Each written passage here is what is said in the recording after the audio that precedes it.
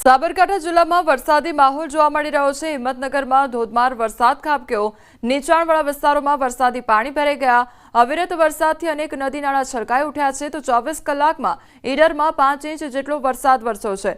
હિંમતનગરમાં 3 inch જેટલો વરસાદ નોંધાયો।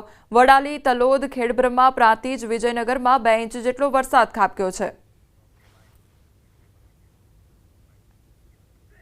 સાબરકાંઠા જિલ્લામાં વિરામ બાદ સર્વત્ર વરસાદ વરસ્યો છે। હિંમતનગર, ઈડર, વડાલી, ખેડબ્રહ્મા, વિજયનગર સહિતના તાલુકામાં વરસાદ વરસ્યો। પ્રાંતિજ શહેર અને આસપાસના ગ્રામ્ય પંથકમાં વરસાદ ખાબક્યો। પ્રાંતિજના વદરાડ, પોગલું તેમજ વડવાસા, તાજપુર, કમાલપુર સહિતના ગ્રામ્ય પંથકમાં મેઘમહેર પણ સર્જાઈ છે। અરવલ્લીના શામળાજી ભિલોડા સ્ટેટ હાઈવે ફરી બંધ થયા છે। ડાયવર્ઝન પર પાણી ફરી વળતા રસ્તો બંધ કરવામાં આવ્યો। ધોધમાર વરસાદ બાદ પાણી આવ્યું અને શામળાજી ઈડર સ્ટેટ હાઈવે બંધ થયો છે। અન્ય રૂટ દ્વારા વાહનો ડાયવર્ટ કરવામાં આવ્યા છે।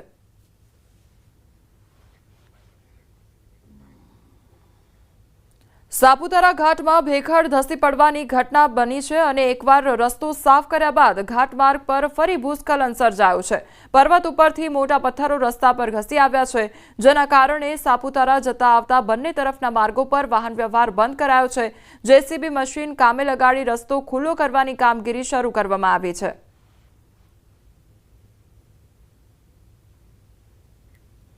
સુરત જિલ્લામાં ભારે વરસાદને પગલે કીમ નદી બે કાંઠે વહેતી થઈ છે। માંગરોળના શેઠી ગામનો લો લેવલ બ્રિજ પાણીમાં ગરકાવ થયો। શેઠી વેલાછાને જોડતો બ્રિજ પાણીમાં ગરકાવ થતા વાહન વ્યવહાર બંધ થયો। ગઈકાલે ઉમરપાડા તાલુકામાં ધોધમાર વરસાદ વરસ્યો હતો। ભારે વરસાદને પગલે કીમ નદીમાં થઈ છે પાણીની ભારે આવક। સુરત દક્ષિણ ગુજરાતમાં હવામાન ખાતાએ આપ્યું ઓરેન્જ એલર્ટ। જિલ્લાનું ચેરાપુંજી સમાન ઉમરપાડામાં ધોધમાર વરસાદને પગલે નદીઓમાં પૂરની સ્થિતિ સર્જાઈ છે। મોહન વીરા નદીમાં પૂરની સ્થિતિ જોતા આમલી ડેમની પૂર્ણતા સપાટીથી માત્ર 1 મીટર બાકી છે। આમલી ડેમના 3 દરવાજા ખોલતા માંડવીના ગોરધા ખાતે આવેલ ડેમ ઓવરફ્લો થયો છે। ગોરધા ડેમ ઓવરફ્લો થતા 7 થી 8 ગામોને એલર્ટ કરવામાં આવ્યા છે। ગોરધા ડેમ ઓવરફ્લો થતા નયનરમ્ય દ્રશ્યો સર્જાયા છે। પંચમહાલ જિલ્લાના જીવાદોરી સમાન પાનમ ડેમમાંથી રૂલ લેવલ સપાટી જાળવવા માટે સતત બીજા દિવસે પણ પાણી છોડવામાં આવ્યું। પાનમ ડેમના 2 ગેટ ખોલી 4 ફૂટ ખોલી 9,840 ક્યુસેક પાણી પાનમ નદીમાં છોડવામાં આવ્યું। પાનમ ડેમમાં હાલ ઉપરવાસ અને કેચમેન્ટ વિસ્તારમાંથી 10,640 ક્યુસેક પાણીની થઈ રહી છે આવક।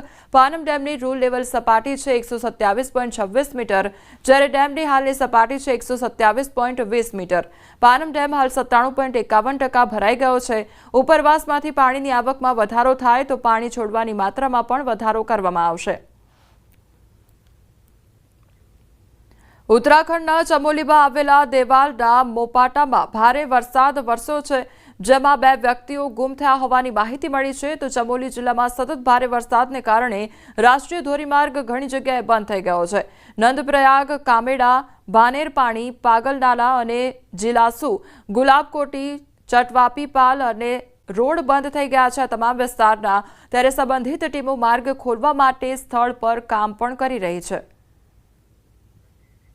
ઉત્તરાખંડના રુદ્રપ્રયાગ જિલ્લામાં મોડી રાત્રે ભારે વરસાદ વરસ્યો। વહીવટીતંત્રના જણાવ્યા અનુસાર રાત્રે ભારે વરસાદને કારણે રુદ્રપ્રયાગ જિલ્લામાં સિરોબગઢ, બાંસવાડા અને કુંડથી ચોપટા વચ્ચે 4 અલગ-અલગ સ્થળોએ રસ્તો બંધ થઈ ગયો છે। વળી ભૂસ્ખલન થતાં હાલાકી પડી રહી છે। ઉત્તરાખંડમાં થયેલા ભારે વરસાદ તેમજ ભૂસ્ખલનના કારણે જનજીવન પ્રભાવિત થયું છે। રુદ્રપ્રયાગના બાસુકેદાર, બડેથ, તાલજમાનમાં વાદળ ફાટ્યું અને અહીં કેટલીક જગ્યાએ ઢોર દટાયા હોવાની પણ માહિતી મળી રહી છે। જો કે આમાં સંપત્તિનું નુકસાન થયું હોવાનું સામે આવ્યું નથી।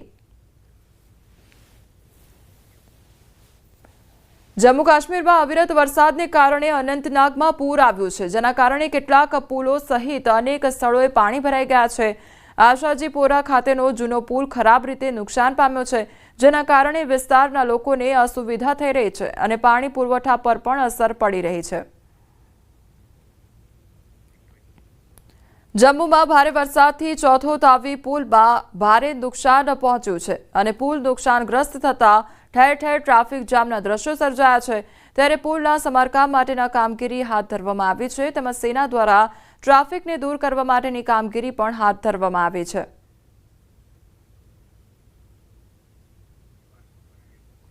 જમ્મુ કાશ્મીરમાં પૂર આવ્યા બાદ ઠેર ઠેર પાણીનું સામ્રાજ્ય જામ્યું છે। લોકોના ઘરોએ જળ સમાધિ લીધી હોય તેવું જોવા મળી રહ્યું છે। અસરગ્રસ્ત વિસ્તારોમાં લોકોની મદદ કરવામાં આવી રહી છે। પોલીસના SHO આઝાદ મનહાસે જમ્મુના મીરા સાહિબ વિસ્તારમાં લોકોને બચાવ્યા હોવાના વીડિયો પણ સામે આવ્યા છે। દોરડાની મદદથી લોકોને બહાર કાઢવામાં આવ્યા છે। પીડિતોનું કહેવું છે કે તેમને દરેક અસરગ્રસ્ત વિસ્તારમાં પોલીસ અને સ્થાનિક લોકોની મદદ મળી છે। ઉત્તરાખંડના રુદ્રપ્રયાગના બડેથ ડુંગર ટોકમાં ભારે વરસાદ તેમજ કાટમાળને કારણે સ્થાનિક લોકો પ્રભાવિત થયા હતા। અસરગ્રસ્ત વિસ્તારમાં કેટલાક લોકો ફસાયેલા હોવાની માહિતી મળતાની સાથે જ SDRF ઉત્તરાખંડના કમાન્ડન્ટના આદેશ મુજબ SDRF ટીમોને તાત્કાલિક સોનપ્રયાગ અગસ્ત્યમુનિ અને રતુડાથી જરૂરી બચાવ સાધનો સાથે ઘટનાસ્થળે રવાના કરવામાં આવી હતી। તો SDRF ટીમો ભારે અવરોધો અને પ્રતિકૂળ પરિસ્થિતિઓને પાર કરીને અસરગ્રસ્ત ગામડાઓ સુધી પહોંચવાનો સતત પ્રયાસ કરી રહી છે। સ્થાનિક ગ્રામજનોને સલામત સ્થળે પહોંચવામાં પણ મદદ કરવામાં આવી રહી છે। ઉત્તરાખંડના રુદ્રપ્રયાગમાં ભારે વરસાદ વરસ્યો તેમજ વાદળ ફાટવાની ઘટનાઓ બનતા રોડ પર ઠેર ઠેર કાટમાળ પડેલો જોવા મળી રહ્યો છે। કેટલાક વિસ્તારમાં લોકો ફસાયેલા છે જેમને સલામત સ્થળે ખસેડવામાં આવી રહ્યા છે। SDRF દ્વારા જણાવાયું છે કે તાલ જામણમાં લગભગ 120 લોકોને સલામત સ્થળે ખસેડવામાં આવ્યા છે। ગધેરા પાસે હજુ પણ 2 થી 3 પરિવારો ફસાયેલા છે જેમને નીકાળવાની કામગીરી ચાલુ છે।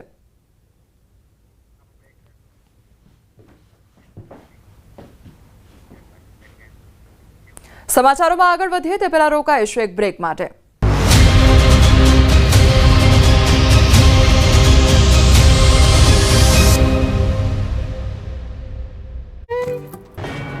સૌરાષ્ટ્રમાં આ વખતે મેઘરાજાને મન મૂકીને મહેર કરતા મોટાભાગના જળાશયો છલકાયા છે। ભારે વરસાદના પગલે સૌરાષ્ટ્રના જળાશયો છલોછલ થઈ ગયા। રાજકોટના મોટાભાગના ડેમ 100% ભરાયા।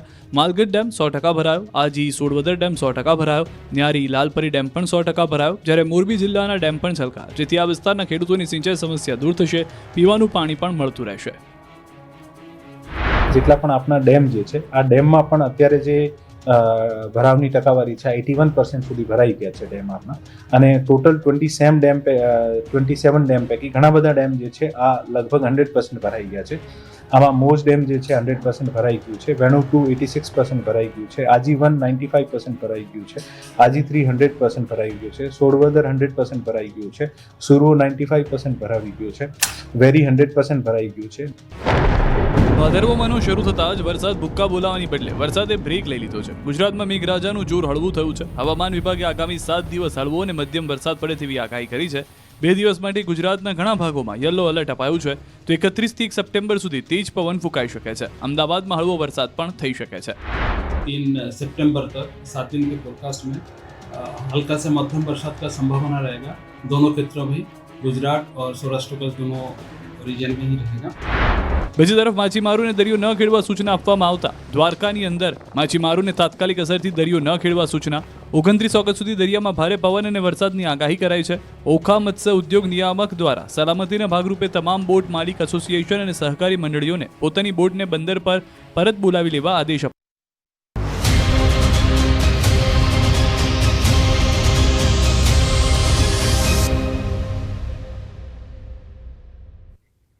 બ્રેક બાદ આપનું સ્વાગત છે। સમાચારમાં આગળ વધીએ તો અમરેલીના જાફરાબાદના દરિયામાં 8 ખલાસી ગુમ થવાનો મામલો સામે આવ્યો છે। પીપાવાવ કોસ્ટગાર્ડની શોધખોળ બાદ હવે માછીમારો જાતે શોધખોળ કરવા રવાના થયા છે। દરિયામાં સ્થિતિ સામાન્ય થતા માછીમારો શોધખોળમાં લાગ્યા છે। જાફરાબાદની 10 જેટલી બોટ માલિકો દ્વારા મધદરિયે અલગ અલગ ટીમો બનાવી જાતે શોધખોળ શરૂ કરવામાં આવી છે। લાપતા ખલાસીઓની મધદરિયે શોધખોળ શરૂ કરવામાં આવી છે। લાપતા ખલાસીઓને દરિયામાંથી ગમે તેવી સ્થિતિ વચ્ચે પણ શોધીને બહાર લાવવા માટે માછીમારો મક્કમ બન્યા છે।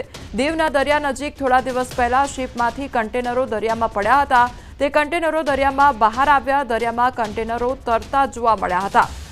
તો ખલાસીઓ ગુમ થવાનો મામલો સામે આવ્યો છે, જે અંગે હવે શોધખોળ હાથ ધરવામાં આવી છે। સંવાદદાતા રાજન અમારી સાથે જોડાઈ ગયા છે। રાજન, ખલાસીઓ લાપતા થયા ત્યારબાદ હવે માછીમારો શોધખોળ પર નીકળ્યા છે, શું અપડેટ? બિલકુલ કોમલ, જે રીતે 11 ખલાસીઓ ગુમ થયા ત્યારબાદ તેમને શોધવા માટે કોસ્ટગાર્ડ અને સ્થાનિક રેસ્ક્યુ ટીમે ખૂબ મહેનત કરી, પરંતુ હજુ સુધી માત્ર 3 મૃતદેહો શોધવામાં જ સફળતા મળી છે. 8 મૃતદેહો જે અથવા તો જે ખલાસીઓ લાપતા છે તેમને શોધવા માટે હવે જે માછીમારો છે જાતે જ પોતાની બોટો લઈને નીકળ્યા છે. જે રીતે સમાચાર મળી રહ્યા છે તે મુજબ 10 બોટો સાથે કેટલાક માછીમારો છે એ દરિયામાં અંદર ગયા છે અને અત્યારે હાલ તેમની શોધખોળ ચાલી રહી છે. જી કોમલ. જી રાજન, સમગ્ર માહિતી બદલ આપનો આભાર. સુરતમાં વરસાદની શરૂઆત થઈ છે ત્યારે ધીરી ગતિએ શરૂ થયેલા વરસાદે પોતાની ગતિ વધારી છે. વરસાદ લઈને વાતાવરણમાં ઠંડક અનુભવાઈ રહી છે ત્યારે સુરતના અઠવાલાયન્સ, ડુમસ, પીપલોદ, અડાજણ, રાંદેર, કતારગામ સહિતના વિસ્તારમાં વરસાદ વરસી રહ્યો છે. તો સુરત શહેરમાં શરૂઆતમાં ધીમી ધારે વરસાદની શરૂઆત થઈ અને ત્યારબાદ હવે ધીરે ધીરે વરસાદે ગતિ પકડી છે તો વાતાવરણમાં ઠંડક પ્રસરી ગઈ છે.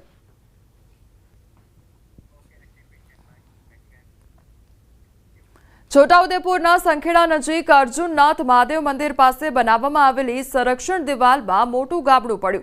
માત્ર થોડા સમય પહેલા 1.40 કરોડની ગ્રાન્ટથી બનેલી આ દિવાલ જર્જરિત બની છે. ગમે ત્યારે દિવાલ ધરાશયી થવાની ભીતિ સેવાઈ રહી છે.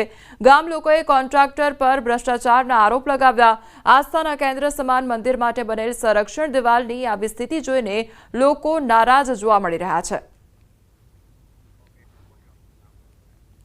તો સંખેડા નજીક જે સંરક્ષણ દિવાલ છે તેમાં જ ગાબડું પડ્યું હોય તે પ્રકારના દ્રશ્યો સામે આવ્યા છે, જેના કારણે લોકો હેરાન પરેશાન થઈ રહ્યા છે તેમજ લોકો રોષે ભરાયેલા જોવા મળી રહ્યા છે. ત્યારે ગ્રામજનોએ ભ્રષ્ટાચાર થયો હોવાના આક્ષેપ પણ લગાવ્યા છે, કારણ કે જે સંરક્ષણ દિવાલ આવેલી છે તેમાં ગાબડું પડ્યું હોવાની આ ઘટના સામે આવી છે, જેના કારણે લોકોમાં ભારે રોષ જોવા મળી રહ્યો છે. બીજી તરફ ભ્રષ્ટાચારના આક્ષેપ પણ થઈ રહ્યા છે.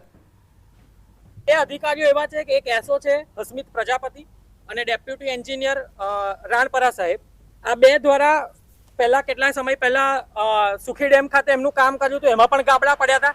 એ જ અધિકારીઓ દ્વારા અહીંયા નિગરાની કરીને એનું સ્ટ્રક્ચર બનાવવામાં આવ્યું છે. સ્ટ્રક્ચર આજે ફેલ થયું છે, તો હવે અધિકારીઓને આ લોકો બ્લેકલિસ્ટ કરવાને બદલે માત્ર 35 લાખના ખાલી પથ્થર વપરાયા છે.